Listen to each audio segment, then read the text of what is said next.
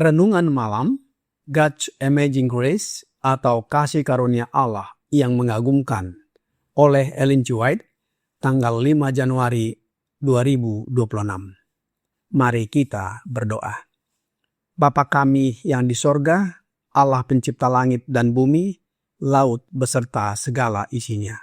Satu-satunya Allah yang benar, yang kami sembah selalu melalui anak-Mu Yesus Kristus. Kami bersyukur dan berterima kasih oleh sebab penyertaan dan perlindungan Bapa sepanjang hari dalam seluruh aktivitas dan pekerjaan kami. Pada malam ini, kami akan mendengarkan firman-Mu. Mohon kehadiran Roh Yesus Kristus dalam hati kami, menuntun dan mengajari kami agar dapat mengerti dan menghidupkan setiap firman yang kami pelajari dan dengarkan. Kami persembahkan doa ini di dalam nama Yesus yang adalah Tuhan dan Juru Selamat kami. Amin. Renungan malam ini akan dibacakan oleh Ibu Dorcas Nababan. Kepada Ibu Dorcas, kami persilahkan. Selamat malam bagi kita semuanya dimanapun kita berada. Bacaan renungan malam kita pada 5 Januari 2026 dengan judul Kerajaan Rohani. Ayat inti dari Yohanes 18 ayat 36. Jawab Yesus, "Kerajaanku bukan dari dunia ini." Kerajaan Allah tidak datang dengan penampakan lahiriah. Injil kasih karunia Allah dengan semangat penyangkalan diri tidak akan pernah selaras dengan semangat dunia. Kedua prinsip itu bertentangan. Tetapi dewasa ini di dunia keagamaan ada banyak orang yang sebagaimana mereka percaya, sedang berusaha untuk mendirikan kerajaan Kristus sebagai kekuasaan duniawi dan sementara. Mereka ingin menjadikan Tuhan kita penguasa kerajaan-kerajaan dunia ini, penguasa di istana dan perkemahannya, ruang legislatifnya, istana dan pasarnya. Mereka mengharapkan Dia untuk memerintah melalui ketetapan hukum yang ditegakkan oleh otoritas manusia. Karena Kristus sekarang tidak hadir secara pribadi, mereka sendiri akan bertindak menggantikannya untuk melaksanakan hukum-hukum kerajaannya. Pendirian kerajaan semacam itu adalah apa yang diinginkan orang Yahudi pada zaman Kristus. Mereka akan menerima Yesus seandainya Ia bersedia mendirikan kekuasaan duniawi, menegakkan apa yang mereka anggap sebagai hukum Allah, dan menjadikan mereka penafsir kehendaknya dan agen otoritasnya. Tetapi Ia berkata, "Kerajaanku bukan dari dunia ini." Ia tidak mau menerima tahta duniawi.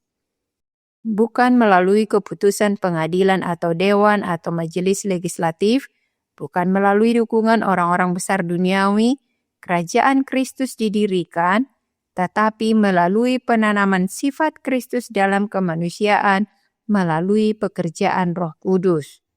Inilah satu-satunya kuasa yang dapat mengangkat martabat umat manusia. Dan peran manusia dalam mewujudkan pekerjaan ini adalah pengajaran dan praktek firman Allah.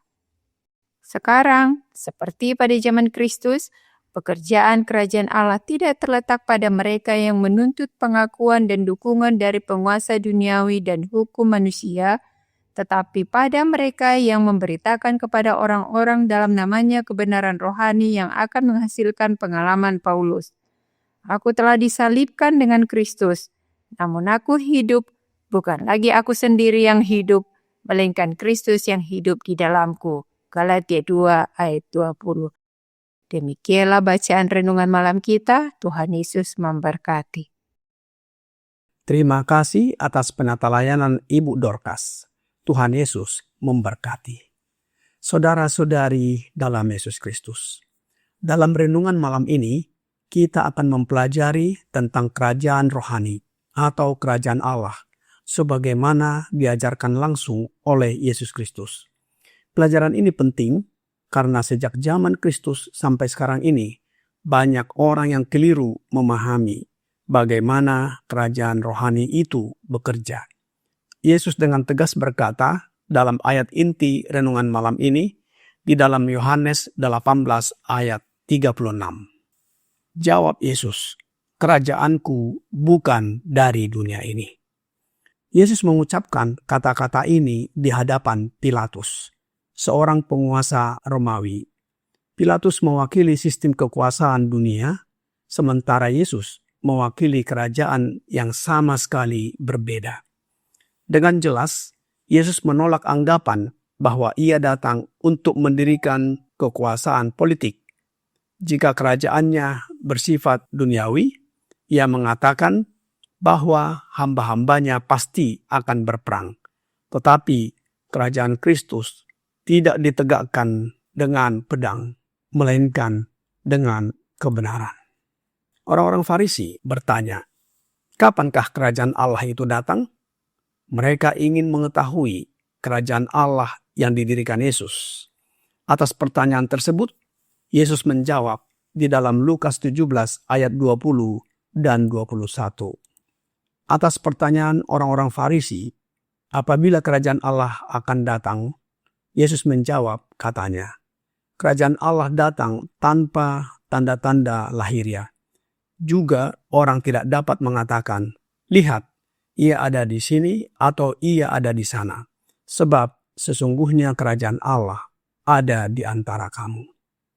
Saudara-saudari dalam Yesus Kristus, kerajaan Allah tidak datang dengan tanda-tanda lahiriah seperti kerajaan dunia.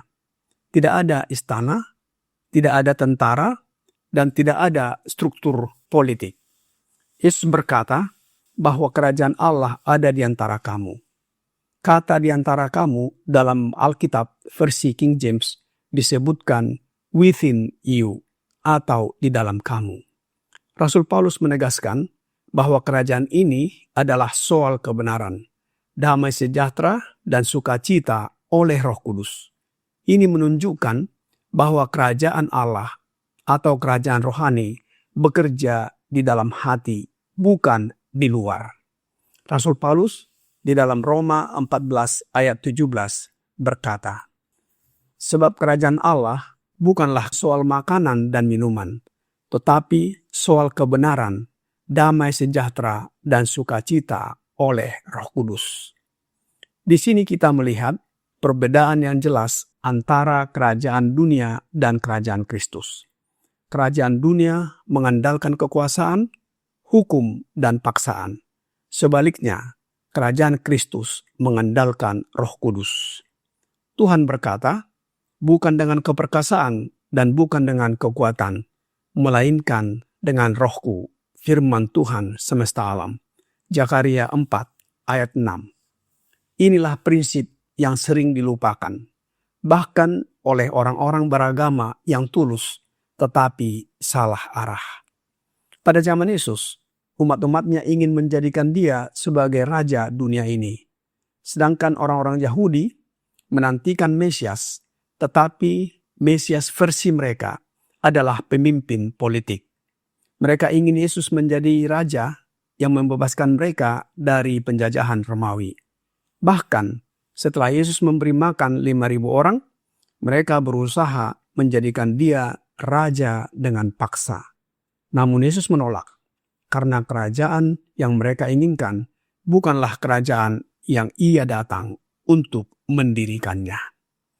Rasul Yohanes menuliskan di dalam Yohanes 6 ayat 15. Karena Yesus tahu bahwa mereka hendak datang dan hendak membawa dia dengan paksa untuk menjadikan dia raja, ia menyingkir pula ke gunung seorang diri. Dalam renungan malam ini, God's Amazing Grace, halaman 13, paragraf 5, berkata, sekarang, seperti pada zaman Kristus, pekerjaan kerajaan Allah tidak terletak pada mereka yang menuntut pengakuan dan dukungan dari penguasa duniawi dan hukum manusia, tetapi pada mereka yang memberitakan kepada orang-orang dalam namanya kebenaran rohani yang akan menghasilkan pengalaman Paulus. Aku telah disalibkan dengan Kristus, namun aku hidup. Bukan lagi aku sendiri yang hidup, melainkan Kristus yang hidup di dalam aku. Galatia 2 ayat 20. Kerajaan Kristus didirikan melalui penanaman sifat Kristus di dalam manusia. Ini hanya dapat terjadi melalui pekerjaan Roh Kudus. Tidak ada jalan lain. Bagaimana kerajaan rohani atau kerajaan Allah atau kerajaan Kristus bekerja? Nabi Yeremia dan Rasul Paulus berkata di dalam Yeremia 31 ayat 33 dan 2 Korintus 3 ayat 3. Tetapi beginilah perjanjian yang kuadakan dengan kaum Israel sesudah waktu itu. Demikianlah firman Tuhan. Aku akan menaruh Tauratku dalam batin mereka dan menuliskannya dalam hati mereka. Maka aku akan menjadi Allah mereka dan mereka akan menjadi umatku. Karena telah ternyata bahwa kamu adalah surat Kristus yang ditulis oleh pelayanan kami, ditulis bukan dengan tinta, tetapi dengan roh dari Allah yang hidup, bukan pada loh-loh batu, melainkan pada loh-loh daging, yaitu di dalam hati manusia. Allah tidak menuliskan hukumnya di atas batu atau kertas semata, tetapi di dalam hati manusia. Ketika Roh Kudus bekerja, hukum Allah menjadi bagian dari karakter kita. Perubahan sejati selalu dimulai dari dalam, bukan dari luar. Apa peran umat Allah sekarang ini? Rasul Paulus berkata di dalam 2 Korintus 5 ayat 20. Jadi kami ini adalah utusan-utusan Kristus, seakan-akan Allah menasihati kamu dengan perantaran kami. Dalam nama Kristus, kami meminta kepadamu, berilah dirimu didamaikan dengan Allah. Saudara-saudari dalam Yesus Kristus, peran umat Allah bukanlah mencari kekuasaan politik atau dukungan dunia, melainkan menjadi duta Kristus. Kita dipanggil untuk memberitakan Injil, mengajar firman, dan hidup sesuai dengan kebenaran. Matius 28 ayat 19-20. Kerajaan Allah bertumbuh bukan melalui kekuasaan, kendali, atau pengaruh yang berlebihan untuk menguasai atau memaksa orang lain, tetapi melalui kesaksian hidup yang diubahkan. Rasul Paulus adalah contoh nyata dari kerajaan rohani yang bekerja dalam diri seseorang. Ia berkata bahwa aku telah disalibkan dengan Kristus, namun aku hidup, bukan lagi aku sendiri yang hidup, melainkan Kristus yang hidup di dalam aku. Galatia 2 ayat 20. Roh nubuat menegaskan bahwa ketika Kristus tinggal di dalam hati, seluruh kehidupan akan diubahkan. Inilah bukti nyata bahwa kerajaan Allah atau kerajaan rohani itu hidup dan berkuasa. Steps to Christ, halaman 62, paragraf 3 menyatakan, lebih dari itu, Kristus mengubah hati.